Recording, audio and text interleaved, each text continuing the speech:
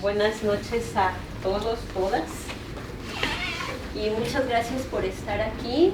Les quiero compartir que me siento como si estuviera en una reunión familiar. Realmente aquí está mucha gente muy querida, muy querida para mí, entrañable, y con la que hemos vivido grandes aventuras durante todos estos años. Y que me han permitido ser parte de su vida y aprender junto con ellos. Pero el día de hoy pues les vengo a platicar de este tema de los sistemas gerorribereños. Les voy a ir contando esta historia y también pues les voy a ir poniendo en contexto de lo que es un sistema gerorribereño. Pero aquí por lo pronto pues este es un lugar semiárido en el noreste de Jalisco, que está en el municipio de Ojuelos, que es ese municipio donde se conjuntan 5 estados, coinciden 5 estados, que es Aguascalientes, Zacatecas, San Luis Potosí, Guanajuato y Jalisco. Y ahí en esa esquinita está el municipio de Ojuelos, y es semiárido, pero lo que quiero llamar su atención es en esta parte. Todo esto aquí que dice uno, bueno, pero ¿qué tiene de semiárido, no? Con todo esto tan verde. Esto nos está marcando el agua. Allí es por donde va el agua. Entonces eso hace una gran diferencia cuando hablamos de aridez. Entonces vamos avanzando.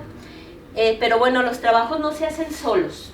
Detrás de los trabajos hay muchísima gente, mucha más quizá de la que esté aquí. Solo son algunas de las personas que les quiero agradecer profundamente. Instituciones también, pues que aparte de que no se hacen solos, pues necesitan dinero y todo el tiempo hay que estar buscando ese dinero, ¿no? Y aquí están algunos de los financiamientos que hemos tenido, los más directamente, ¿qué hice? Creo que... Ya, los más directamente relacionados con esto que les voy a contar ahorita. Y bueno, pues aquí están, pues excepto, bueno, no está Moisés ni Santiago por causas de fuerza mayor, 2000 kilómetros de distancia de Santiago, Moy no sé dónde ande, pero están Marco, Dani y Jesús, que son los que han trabajado en los sistemas ribereños. Pero pues también por aquí está David, está Isis, está Alejandro, Amanda no vino, y bueno, pero aquí están los que han trabajado y los que nos han colaborado aquí con nosotros. Sí, entonces vamos a empezar a poner en contexto. Pues primero hay que definir lo que es un sistema ribereño. A lo mejor todos decimos, bueno, sí, un sistema ribereño es un río, y no sé cuál sea la primera imagen de río que les venga a la mente. A lo mejor el Amazonas, a lo mejor el Mississippi, ríos muy caudalosos, o a lo mejor el arroyo del rancho donde nacimos o donde crecimos, cualquiera de ellos. Pero lo cierto es que estos sistemas ribereños son esos hábitats que se desarrollan a lo largo de donde corre el agua. Estos son los canales y es el hábitat que se desarrolla a lo largo de esos canales, y esa agua que corre allí puede estar presente o todo el año o solo una parte del año, unos meses, o solamente unas horas al año nada más. Son toda esa gama que tenemos de sistemas ribereños. Pero estos sistemas ribereños pues además son fascinantes. Lo que me parece fascinante de ellos es que son el vínculo entre el sistema meramente acuático y el sistema terrestre, es decir, es una interfase, se van mezclando entre ellos. Y hay épocas del año en que realmente crece tanto el agua que toda esta parte que vemos ahorita aquí con plantas pues está sumergida. Entonces son ese vínculo fundamental. ¿Para dónde le apunto que se...? Ahí está, ¿sí? Bueno, que ya comentaba. Muy bien, decíamos que es ese vínculo y tienen una estructura. Para tratar de entender estos sistemas, tienen una cierta estructura y es lo que nos permite caracterizarlos y entenderlos mejor. Entonces, estos sistemas están formados... ¿Hacia la compu? Ahí está el negocio. No, está revelado. Bueno, pues con las flechas, total. Sí, estos sistemas están estructurados de la siguiente manera. Tienen un canal activo, es decir, la parte donde está corriendo el agua. ¿Sí? Tienen un canal activo, pero de cada lado del canal está lo que se llama la planicie de inundación, que ahí es donde es esa interfase que se da entre el canal, entre el agua y la parte terrestre. Y esta planicie de inundación puede estar cubierta si llueve mucho en el año, o si abren las cortinas para que corra el agua, o puede estar como está en esta imagen, pero forma toda una unidad este sistema. Es decir, no podemos entender el agua sin entender lo que son las planicies de inundación. Y todo eso pues es lo que nosotros denominamos el sistema gerorribereño. Entonces, cuando se habla de un sistema gerorribereño, se habla de toda esa parte, ¿sí? ¿Qué importancia tiene? Pensé presentarlos de esta manera. Si ustedes tienen alguna otra aportación, con muchísimo gusto la escucharía. Y pensé hablar de funciones ecológicas, pues porque esto se oye mucho, ¿no? ¿Qué es la función ecológica? ¿Para qué nos va a servir? Pero lo más importante, más que conceptualizar una función ecológica, es el valor que nosotros les concedemos a ellos. Entonces, por ejemplo, sirven como hábitat, refugio para fauna, no solo para fauna, también para flora. Sirven para descanso de la fauna, sirven como sitio de anidación, sirven como sitio de reproducción. Y pues el valor que les concedemos es que contribuyen a conservar la biodiversidad. También las plantas que crecen allí, las raíces de esas plantas retienen los sedimentos y estabilizan las riberas. ¿Cuál es el valor que les concedemos? Pues que forman suelos y que además reducen las inundaciones. Entonces, cuando decimos, ¡ay, es que se inundó la colonia! ¿Cómo se llama su colonia? Arroyo Seco. Ah, pues por eso se inunda, ¿verdad? Porque aquí hubo un arroyo, entonces el canal activo sigue buscando su cauce, pero pues ya quitamos todo lo que retenía ese canal. Entonces, cuando tenemos esos desbordamientos impresionantes, pues lo que acaba de pasar tristemente en Valencia, ¿no? ¿Qué pasa? Quitaron el sistema ribereño. Entonces, no hay quien contenga toda esa cantidad de agua ni quien estabilice tampoco el suelo, y esa es la función que realizan esas plantas. También se desarrolla una microbiota muy interesante que es capaz de cambiar la composición de muchos compuestos que pueden resultar eventualmente tóxicos. Entonces, ¿qué? También nos ayudan a potabilizar el agua y tener suelos fértiles y sanos para la agricultura. Almacenan agua y de allí, pues el ganado también, y no solo el ganado, también nosotros. Entonces son fuente de agua y de forraje.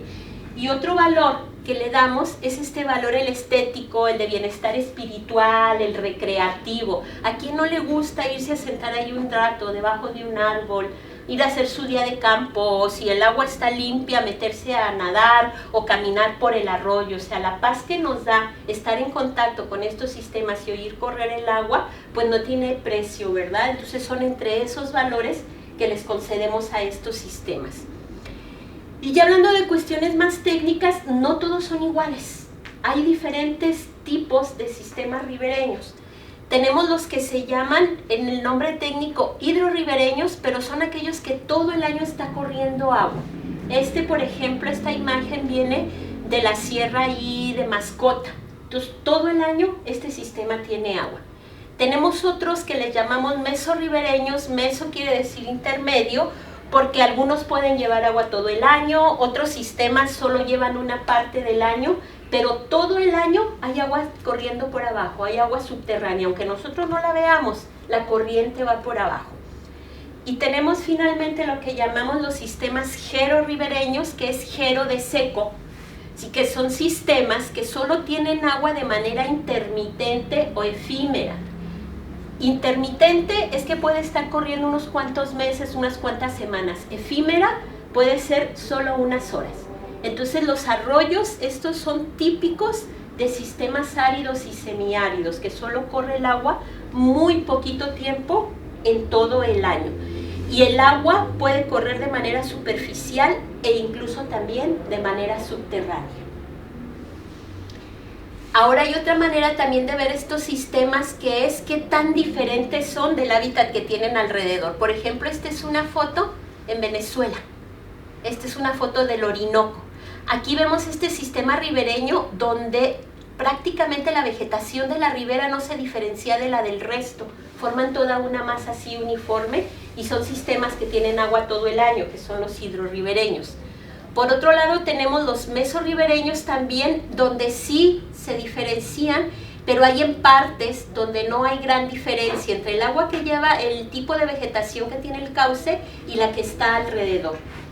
Y tenemos el extremo de los sistemas gerorribereños, donde son sumamente contrastantes. Si ven aquí, por ejemplo, este es un arroyo, pero vean el hábitat que está alrededor, no tiene nada que ver realmente con ese sistema que está aquí. Y estos son sistemas arbolados, con árboles densos, altos, pero alrededor no. Entonces, estos sistemas son los típicos de zonas áridas y semiáridas. Y aquí en esta fotografía, digo, ese gran contraste. Este es en un municipio de Lagos de Moreno. Aquí está el arroyo, estos árboles, algunos de ellos alcanzan hasta 20 metros de alto, y vean el hábitat alrededor, lo que tenemos ahí. Entonces, ¿qué significa todo eso en cambio de condiciones, en vida, en biodiversidad? Tienen un impacto, pero tremendo. Cuando estamos adentro de esos sistemas gerorribereños, que son de los que les voy a hablar el día de hoy, cuando nosotros estamos ahí adentro de los arroyos, los vemos así. Cuando nos salimos del arroyo, vean cómo se ve, ¿no? De aquí tomé la fotografía anterior, de adentro de ese sistema. Y vean ya fuera del sistema. ¿Y qué tal si lo vemos en una imagen de satélite? Aquí era donde estábamos nosotros en este arroyo inicialmente. Entonces, ver esos grandes contrastes. Son muy importantes estos grandes contrastes y es lo que le da ese valor incalculable que tiene. Ahora, estos sistemas no solo son de grandes contrastes a nivel geográfico, sino también a nivel temporal.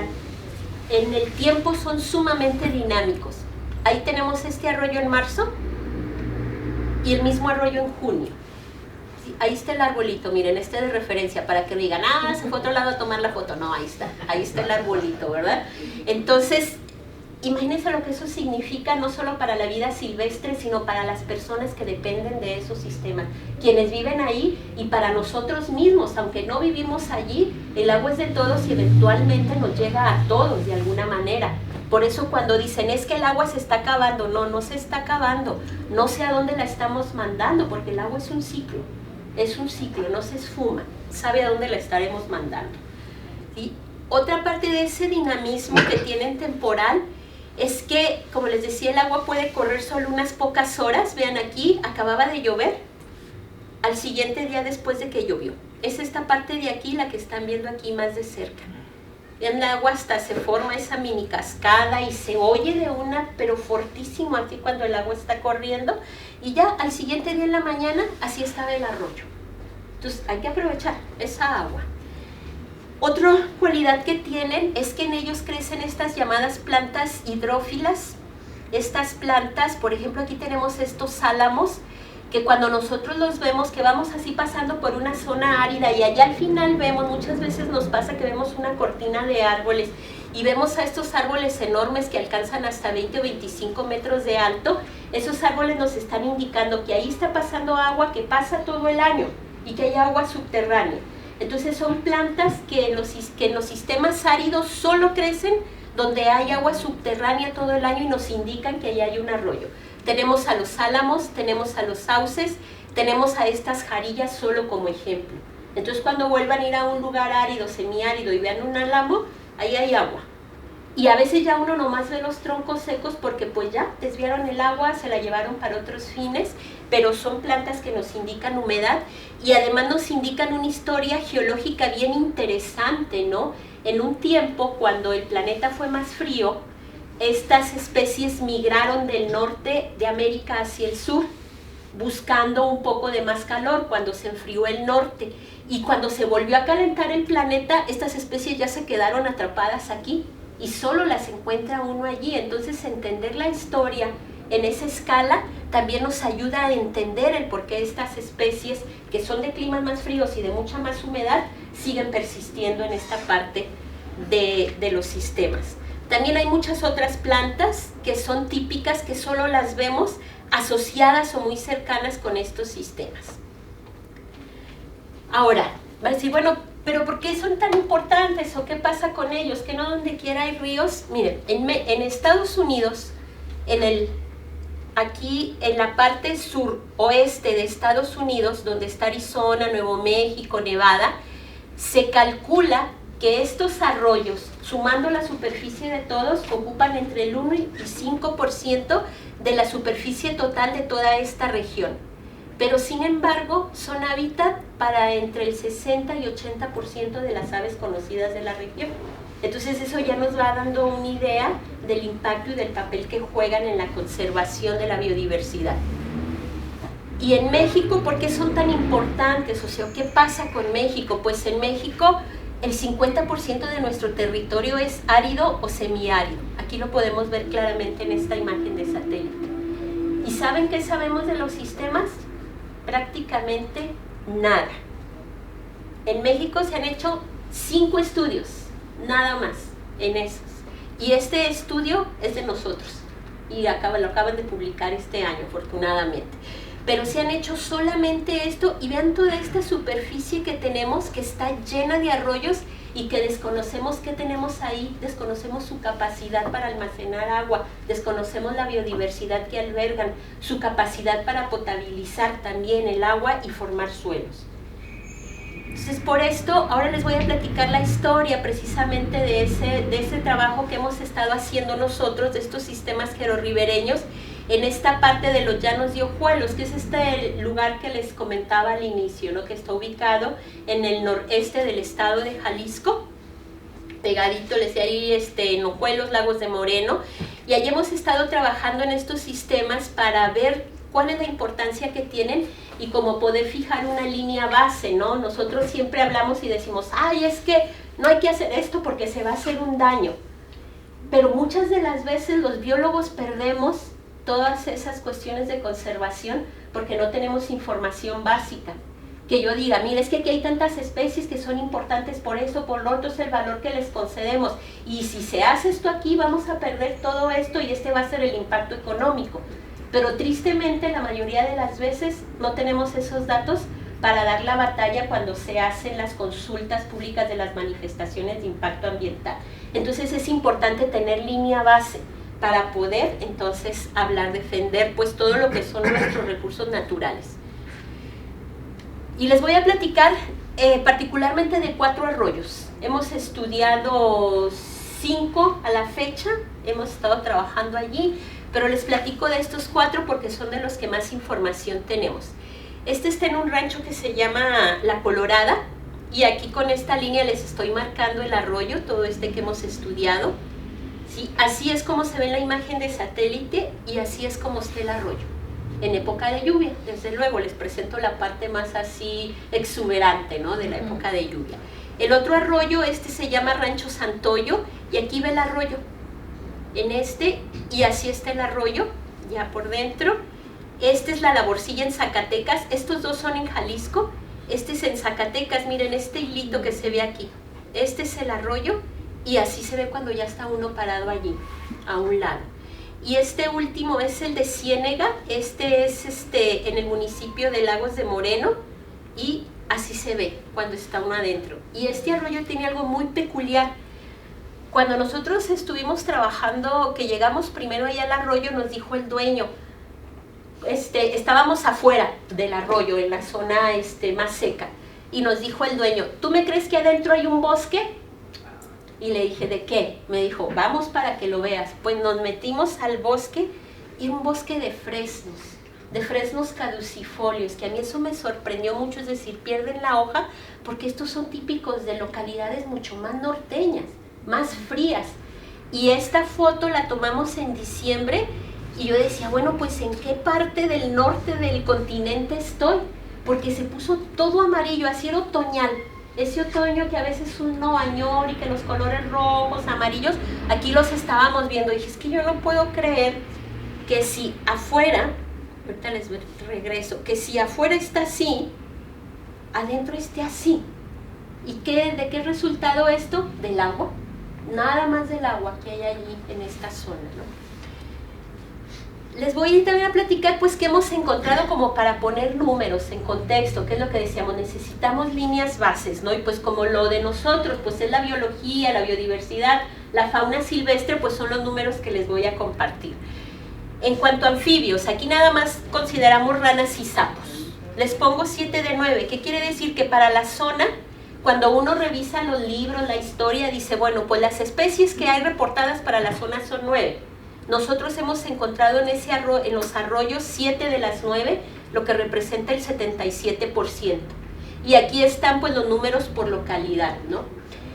En aves, para las zonas se han reportado en total 165 especies diferentes de aves terrestres en estos arroyos hemos encontrado 86, más de la mitad de las que se conocen para toda la región, que es una región de 11,000 kilómetros cuadrados, y no más en esos 4 arroyos. Y de mamíferos carnívoros, de las 13 hemos registrado 11 especies, es decir, estamos hablando del 84% de las especies que andan por esos arroyos. ¿Sí? No quiere decir que ahí están todo el tiempo, pero están usando los arroyos como refugio, como hábitat, como corredor. Y recordando nada más esta parte para pasar a lo siguiente, ¿no? La estructura del sistema, el canal activo, la planicie de inundación y el gran contraste. Y aquí se las pongo pues las dos en época de lluvia. Este es el arroyo de la Colorada, entonces pues así es, volteando de frente al arroyo, esta fotografía que está aquí, y aquí lo único que hice fue 180 grados, ¡pum! Y Jesús tomó la otra foto. ¿Sí? Entonces, la gran diferencia que tenemos allí en esto. ¿Por qué les platico esto? Porque ahora les voy a platicar de cómo todo esto influye a la vida silvestre. Y les hablo de la vida silvestre, pero también influye a las actividades productivas, también influye a todos los humanos que están ahí alrededor. Aquí es un esquemita de un arroyo, aquí la parte de lo que decíamos del canal activo, la planicie de inundación y el hábitat adyacente, ese hábitat tan contrastante. Esta rana, la rana de Moctezuma, pues necesita agua todo el año para poder sobrevivir. En el estudio que hizo Santiago sobre las ranas en estos sistemas, el 99% de los individuos los documentó en el canal activo, nada más en esa parte, y solo un 1% en la planicie de inundación. Entonces, bueno, no nos sorprende porque es una rana que necesita agua todo el año. Con este sapito de puntos rojos, ¿qué es lo que nosotros vimos? Bueno, en el canal activo, solo 15% de los individuos, en esta zona de transición, el 46%, y en el adyacente, 39% de los individuos. Es decir, es una especie que no necesita agua todo el año, pero vean cómo utiliza todo el sistema ribereño. Por eso cuando se habla de conservar un sistema hay que conservar todo el sistema. ¿Qué pasa si yo solo conservo la parte del canal activo? ¿Qué va a pasar con esta especie? ¿Qué va a pasar con este aunque sea un 1%? Y otro ejemplo pues es esta ranita de árbol, esta ranita verde que es muy común, es una ranita muy común, y vean también cómo utiliza todo lo que es el sistema. Si bien prefiere estar en la parte más húmeda, también utiliza las otras partes que no están inundadas todo el año. Es decir, su ciclo de vida lo completa en todo el sistema, necesita todo el sistema para sobrevivir. ¿Y esto cómo lo podemos entender en el tiempo? Decíamos, bueno, son muy dinámicos el tiempo, todo el año están allí, se mueven con el tiempo. Y aquí, por ejemplo, esta gráfica que nos presenta el patrón de lluvias, esta línea negra nos lo representa, y aquí está como nosotros dividimos las estaciones del año en los lugares donde hemos trabajado. Una época seca cálida, es decir, está seco, hace calor, y son los meses de los que trabajamos, los de abril y mayo. Luego hay una época de lluvia que es de junio a septiembre, y luego viene una época seca fría. Y cuando digo frío es frío, en la noche llega se acuesta uno muy contento en la mañana y en la noche, y te levantas en la mañana y está todo así nevadito, escarchado, realmente es frío. Y pues baja la precipitación.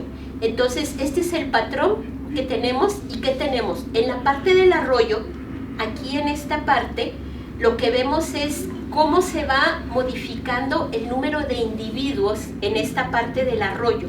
Es decir, en cuanto comienza a llover, sube dramáticamente el número de individuos que vemos. Los adultos salen, muchos se esconden, muchos se entierran, muchos están bajo piedras, hojarasca y salen. Están activos durante la época de lluvia y luego baja el número de individuos. En la parte del arroyo, si el arroyo se comporta como todos esperaríamos que se comportara un arroyo de zona seca, ¿no? Y unas ranas que dependen del agua. Pero luego tenemos que en esta parte que le llamamos de transición, ¿sí? En esta parte el patrón es diferente. Para empezar, hay muchos menos individuos.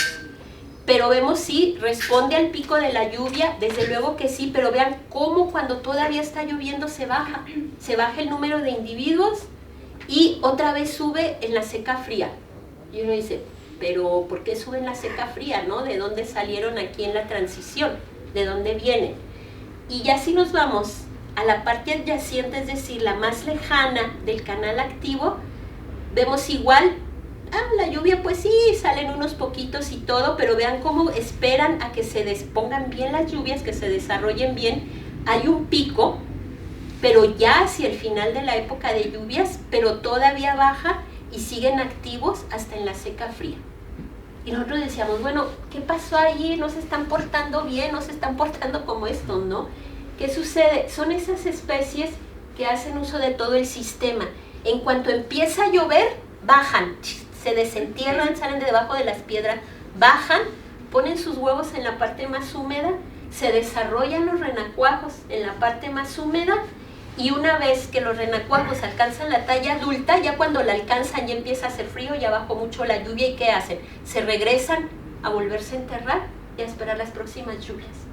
Entonces por eso tenemos estos picos, que son de los individuos adultos nuevos de este año que se están regresando al hábitat para protegerse, donde van a pasar la época más estresante.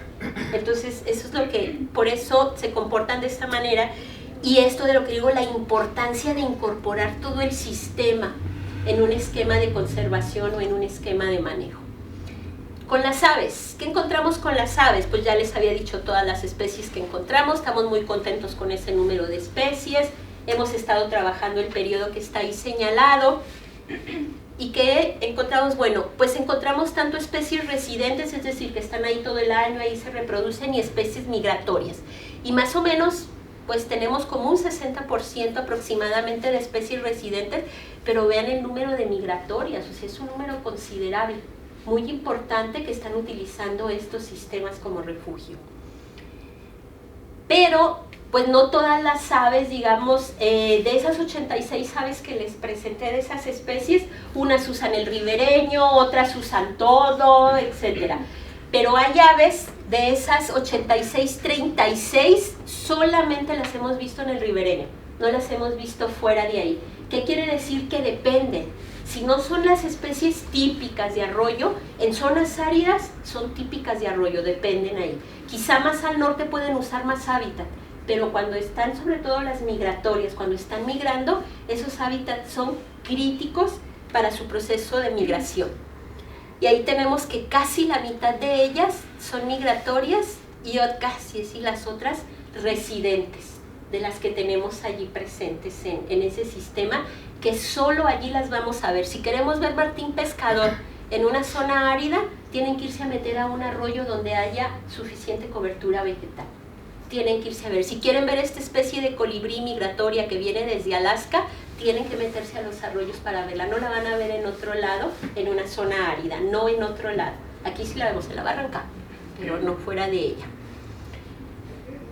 Y les decía de esa dinámica temporal, ¿no? Que decíamos, que el arroyo se seca, que agarra agua. Igual las especies responden. Ya vimos cómo responden ranas y sapos, ahora vamos con las aves. Aquí tenemos, por ejemplo, pues grupos de migratorias. Este de aquí, que es septiembre, octubre, es la migración de otoño. Entonces, para este grupo es muy importante el arroyo en otoño, pero no en la migración de primavera, es decir, ya cuando van de regreso al norte. Hay aves que llegan por un lugar y se regresan por otra ruta. ¿Sí? En el caso de las insectívoras migratorias, que es una de las especies que tenemos allí, de estas insectívoras migratorias, que tenemos que para invierno pues fue importante en este periodo de estudio, pero el periodo más importante es el de regreso. Son con la migración de primavera, que ya van de regreso otra vez a sus hábitats.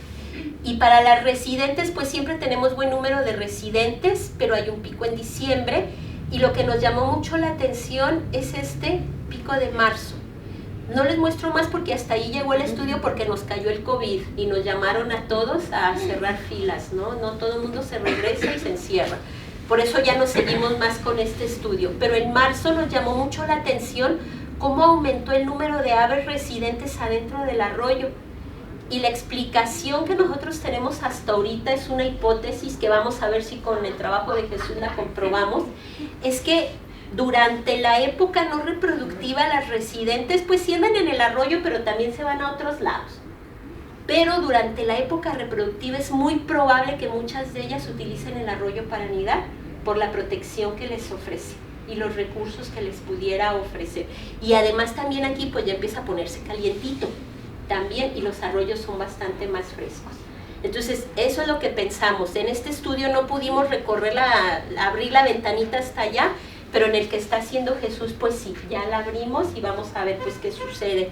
Esperemos que el próximo año ya tengamos la respuesta de qué pasa allí.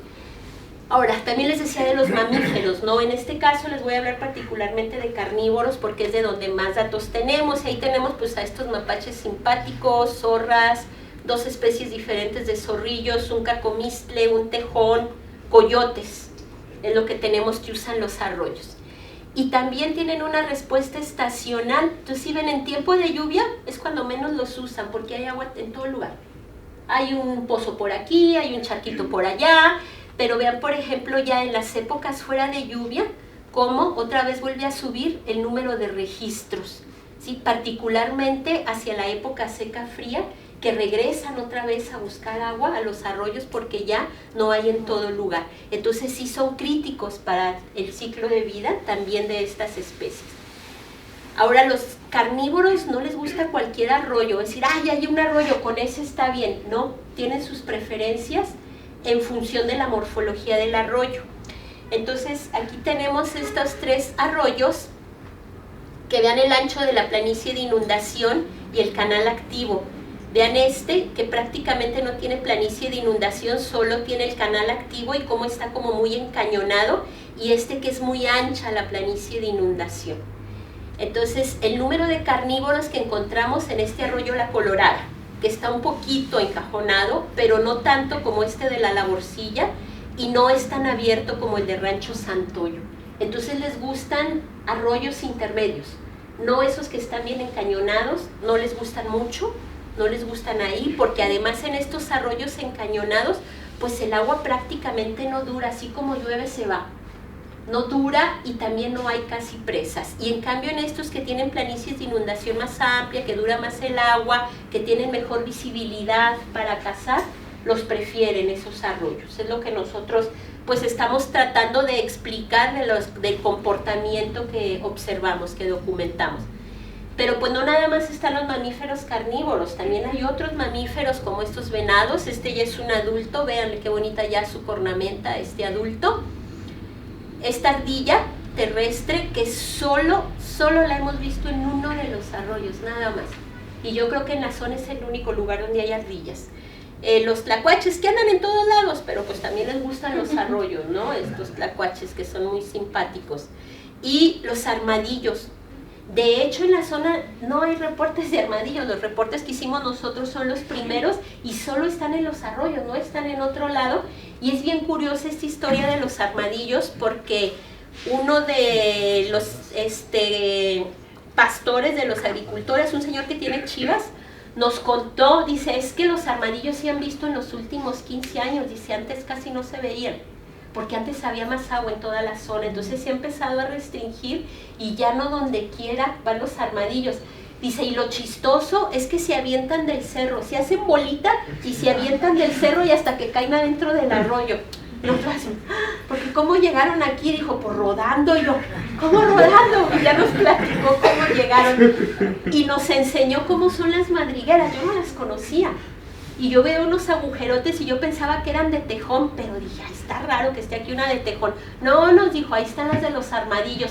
Y las hacen en los paredones de los sistemas de estos arroyos y entre las raíces de los árboles. Y ya que las conocí, dije, vamos a buscarlas. Y es el único lugar donde las hemos visto. Entonces, pues ahí también es fundamental, ¿no? Para esta especie, estos armadillos.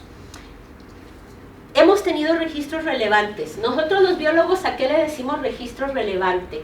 Pues le llamamos registro relevante cuando es de una especie que antes no se había documentado para la zona, cuando pues es nueva especie que no era desconocida para la ciencia y alguien la describe, o cuando solo se había documentado a nivel del mar y resulta que alguien la vio a 1000 metros de elevación, ¿no? Que solo es de bosque tropical y alguien se le encontró en bosque de pino. Eso es lo que le llamamos nosotros registro relevante. Y ahorita que cada vez hay más observadores de la naturaleza y todo, estamos aprendiendo un montón, porque decíamos nosotros, esta especie llega de esta esquina a esta esquina, pero no, Ahorita ya que hay muchos más observadores, hemos visto que hay una expansión de áreas de distribución, pero también hay un constreñimiento pues por el cambio del hábitat, no por las amenazas a los sistemas. Este es uno de nuestros registros relevantes, jabalíes en la zona.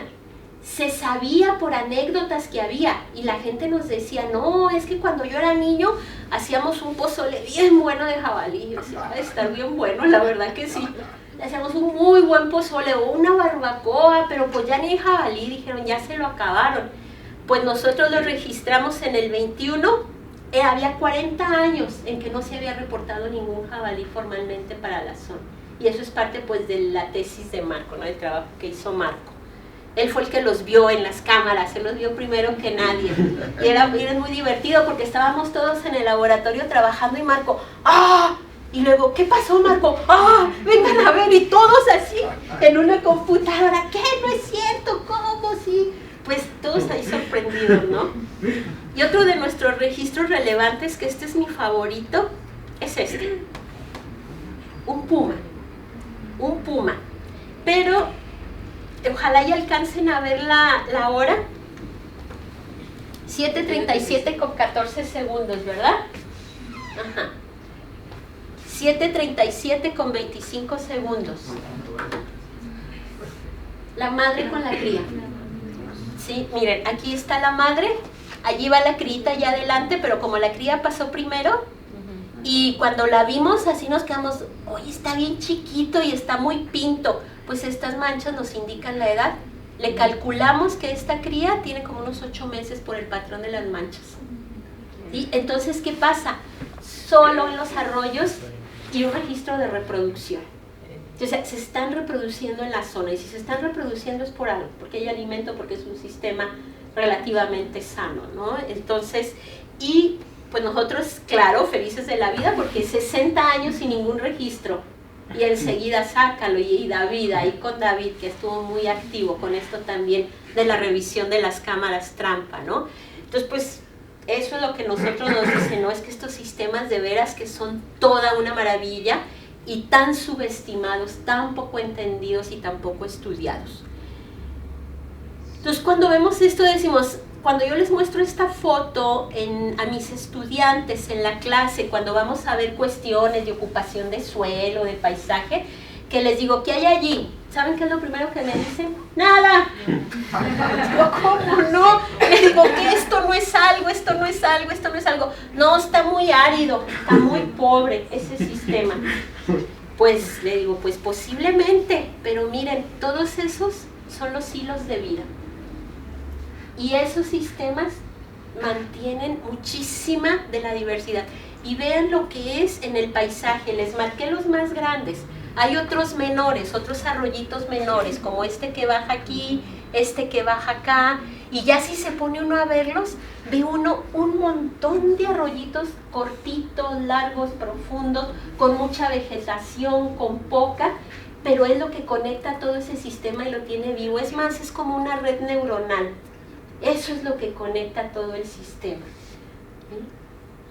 Entonces, pero esos hilos de vida son de lo más frágil, son muy dinámicos y son insustituibles. Nada los va a sustituir.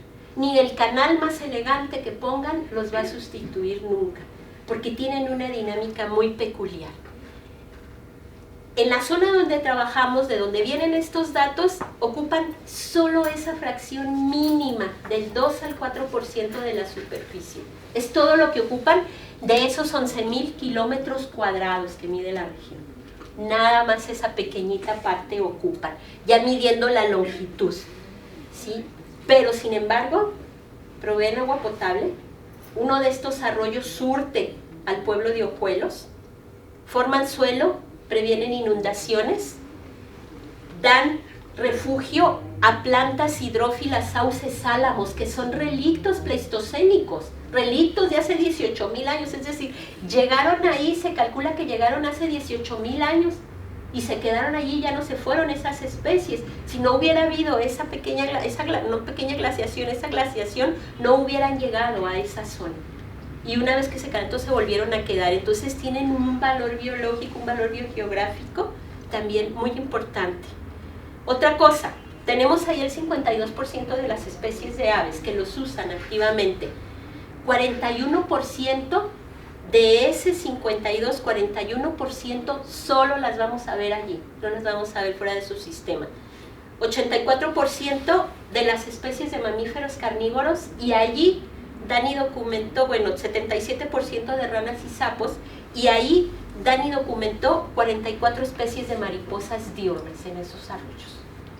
Entonces, pues este es el mensaje que les dejo con estos sistemas gerorribereños, que cuando vuelvan a ir a una zona árida, cuando vean un arroyo, por delgadito que lo vean, por pelón que lo vean, no lo menosprecien. Piensen que es un hilito de vida que se conecta con otro hilito y con otro hilito, y que finalmente es lo que sustenta toda una región. Entonces, pues ese es el mensaje que yo les quiero compartir el día de hoy. Muchas gracias.